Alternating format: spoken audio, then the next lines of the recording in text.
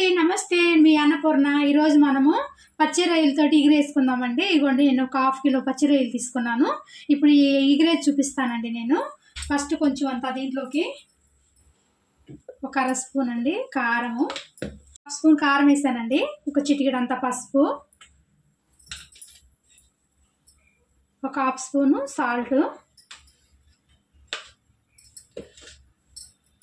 ఒక half spoon ధనియాల పొడి.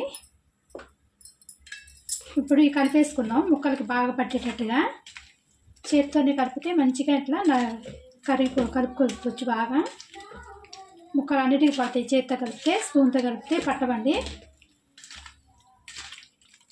మనం ఉప్పు, పసుపు, ధనియాల పొడి, కారం వేసుకున్నాం అంతే. అల్లం పేస్ట్ కానీ ఏమీ వేయలేదు. ఇట్లా పట్టేసేసుకున్నాం. ఇదిగోండి కలిపెట్టేసేసుకొని అండి నేను స్టవ్ ముట్టించి ఒక బాండి పెట్టేసుకున్నాను. బాండి పెట్టేసుకొని ఆయిల్ వేసుకుంటున్నాను. 3 స్పూన్ల ఆయిల్ దాకా. ఆయిల్ వేడవుతుంది. ఒకవేళ మీరు మసాలా పట్టించుకున్నాం కదండి, టైం ఉంటే ఒక అరగంట ఫ్రిడ్జ్లో పెట్టేసుకోండి. ఇంకా టేస్ట్ బాగుంటుంది జ్యూసీగా. ఇప్పుడు నాకు ఎక్కువ టైం లేదండి, కొంచెం బయటికి వెళ్ళాలి పని ఉండి తొందరగా చేసేస్తున్నాను నేను. అంటే ఆయిల్ వేడైపోయింది. ఇప్పుడు మనం రొయ్యలు వేసేసుకొని ఫ్రై చేసుకున్నాము.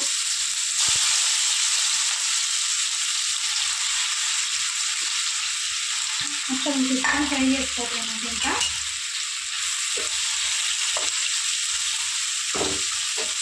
కొంచెం ఫ్రై చేసేసుకుందాం.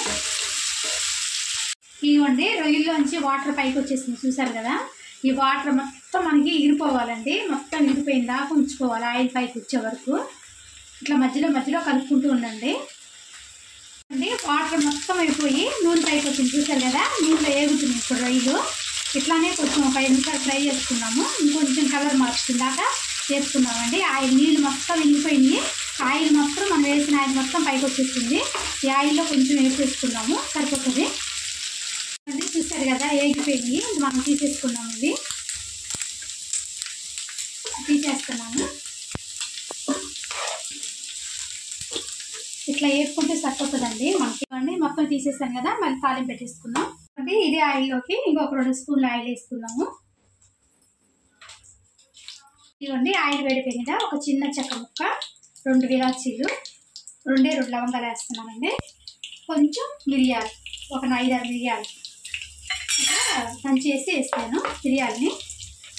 ఇవ్వండి ఒక 4 ఉల్లిగడ్డలు వేసుకున్నాను నేను. హాఫ్ కిలోకి 4 ఉల్లిపాయలు వేసానండి. సన్నగా తరిగేసుకోవాలి ఉల్లిపాయలు.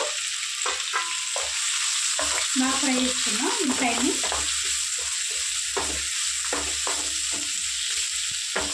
ఉల్లిపాయ కొంచెం వేయండి కదా. ఇప్పుడు కొంచెం కరివేపాకు వేసుకున్నాము. కరివేపాకు వేసుకొని అల్లం పేస్ట్ వేసేసుకున్నాము. 1 స్పూన్ అల్లం పేస్ట్. అల్లం పేస్ట్ కూడా బాగా వేసుకోవాలి నూనెలో. అల్లం పేస్ట్ కూడా వేస్తే బాగా వాసన వస్తుందండి. అల్లం పేస్ట్ కూడా బాగా వేగిపోయింది కదా. ఇప్పుడు పసుపు వేసుకున్నాము. 1 స్పూన్ పసుపు, ఒక 2 స్పూన్లు కారం అండి. మీ కారం తగ్గట్టు వేసుకోండి. 1 స్పూన్ ధనియాల పొడి వేసాను నేను. ఒక half spoon garam masala, 1 spoon salt వేసాను. మొత్తం కలిపేసుకున్నాం. మంట మీడియంలో పెట్టేసుకోండి.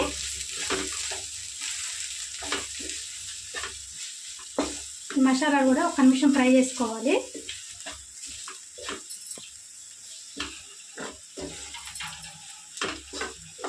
ఇవ్వండి 1 నిమిషం ఇట్లా ఫ్రై చేసేసుకొని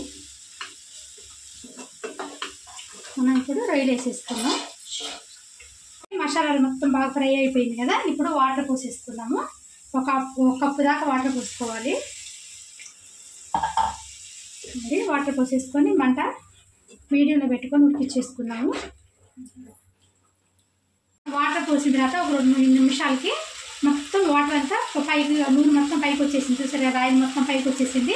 ఇప్పుడు ఈ టైంలో మనం రొయ్యలు వేసేసుకోవాలండి. ఫ్రై చేసుకొని మంట మాత్రం మీడియంలో పెట్టుకోండి. మంట మీడియంలో పెట్టుకొని కలిపేసుకోండి.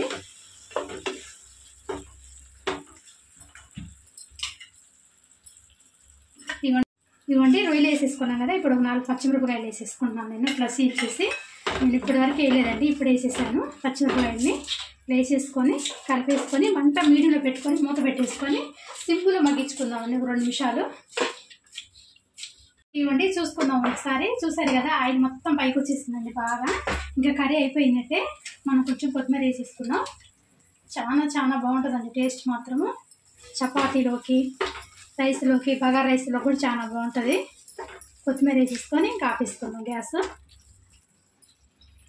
ఇదిగోండి రొయ్యలు ఎగురు అయిపోయిందండి. పచ్చి రొయ్యలు ఎగురు చాలా చాలా బాగుంటుందండి. ఒకసారి ఇట్లా టమాటా వేయకుండా ఇట్లా ఎగిరేసుకొని చూడండి, చాలా బాగుంటుంది. మనం అప్పుడప్పుడు టమాటా వేసుకొని చేసుకుంటాం కదా, అప్పుడప్పుడు ఇట్లా టమాటా వేయకుండా కూడా ఎగిరేసుకోవచ్చండి. చాలా చాలా బాగుంటుంది టేస్ట్ మాత్రము.